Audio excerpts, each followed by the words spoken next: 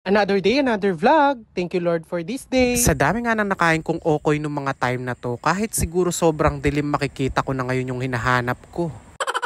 Hi mga che! Welcome back to my vlog! Alas 9 nga ng umaga nang umalis nga ako sa bahay tapos saktong 9:30 nandito na nga ako sa may Baliwag Bayan. Alam nyo naman na favorite ko talaga yung okoy kaya naman nung na-invite tayo ng The Original Okoy King ay naku minali. Kung dati nga sa mga handaan, ang una kong hinahanap yung Shanghai. Aba ngayon, pangalawa na lang yung Shanghai. Unang-una na yung okoy. Ganon.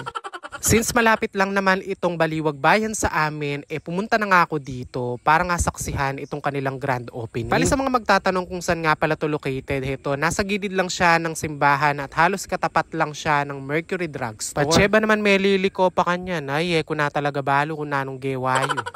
Anyway, nung mga bandang alas 10 nga, dumating na nga din si Father at heto, binless niya na nga itong bagong branch ng The Original Okoy King. Siyempre, present at hindi mawawala si Okoy Queen at si Okoy King. Ay rugo, yung atsinyo pwedeng umabsent dito sa opening pero itong dalawa na to, hindi. Napaka-playful at napaka-approachable nga nitong dalawa na to. Kaya naman kung nakita nyo sila sa daan, hingi na lang kayo ng okoy. Charis.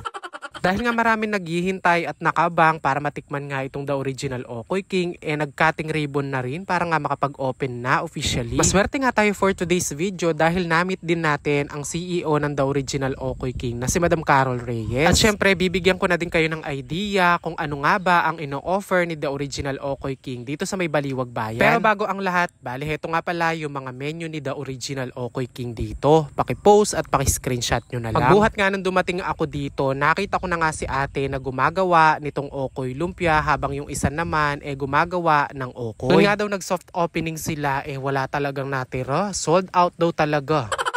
Sabi nga ni ate sa akin, walang magpapahinga sa pamilyang to. Charis. At habang ang gumagawa yung iba doon, ito namang si ate, prito ng prito at lagay nga ng lagay dito. Aba, nagtataka daw siya ba't nauubos? Aba, sabi ko kadarating ko lang, hindi ko naman kinain yan. Ngayon pa lang ako o-order. Hindi na nga daw kasi napapansin ni ate na nauubos nga din agad yung mga nilalagay niya. O diba, hali naman halatang manya. Kaya naman ngayon, mini-make sure na nga nila na marami lagi silang stock. At baka nga magkaubusan, mareklamo pa sila. Kanyaman nyo nga tapos ala na pala. Sa haba nga ng pila kanina, ayan, ngayon pa lang tayo makaka-order. Sa wakas.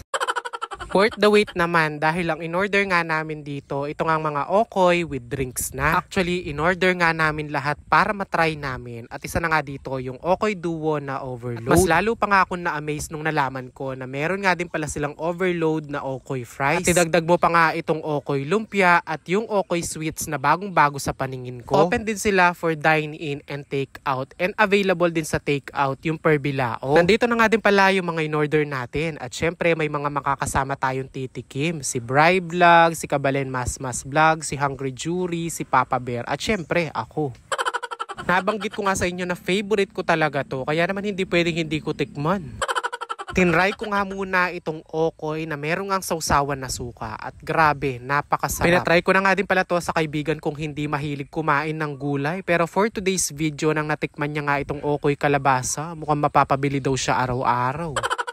Imagine niyo yung okoy kalabasa, pwede na rin palang gawing okoy lumpia, kaya naman itatry din natin yan. In fairness naman, masarap din pala. Akala ko kasi toge lang yung pwedeng gawing lumpia. At isa pa nga sa bago sa paningin ko, ito nga ang kanilang okoy sweets. Kung hindi ka nga mahilig magsawsawan ng suka at ang gusto mo sweets pero healthy, heto yung para sa'yo. Orderin mo nga sa kanila yung kanilang okoy sweets na merong chocolate syrup and strawberry syrup. At bukod nga sa okoy lumpia, meron nga din pala sila ditong overload na okoy fries. O diba, imagine mo, akala mo patatas lang talaga yung pwedeng gawing price. Aba ngayon, pati pala kalabasa na.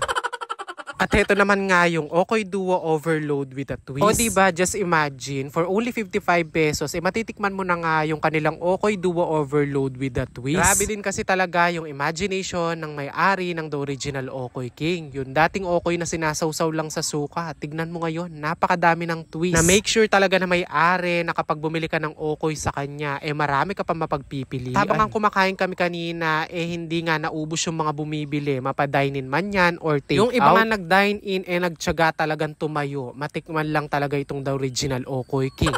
Sa mga magtatanong naman kung open ba si The Original Okoy King for franchise, yes po, open na open, hindi close. Bali mag-message na lang din kayo directly sa Facebook page na ipa-flash ko nga sa screen. O siya, visit nyo na sila. Dito lang yan sa may Baliwag Bayan. Malapit lang siya sa may simbahan at tapat lang siya ng malaking Mercury Drugstore.